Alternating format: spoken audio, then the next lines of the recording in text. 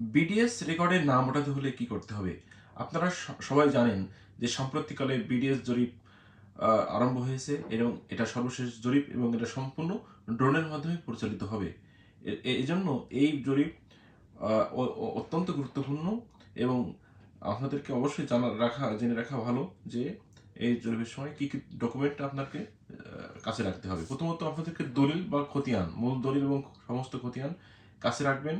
দ্বিতীয়ত হলো সম্পত্তি যদি নামজারি না করা থাকে অবশ্যই নামজারি করে রাখবেন, কারণ নামজারি ছাড়া কোনোভাবেই বিডিএস জরিপে আপনার নাম আসবে না। দ্বিতীয়, খাজনা পরিশোধ করে রাখবেন।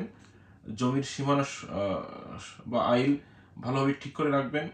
পর্চা নকশা অনুযায়ী জমি পরিমাপ করে রাখবেন। যদি কোনো বেদখল হয়ে থাকেন তাহলে দখল নেবেন। তৃতীয়ত হলো ওয়ারিশ সম্পত্তি যদি হয় তাহলে ওয়ারিশ সনদ রাখবেন এবং বন্টননামা দলিল রাখবেন। আমি অ্যাডভোকেট টুকনুজ্জামান। সবাই নজর বিষয়টা সরিয়ে দিন। আল্লাহ।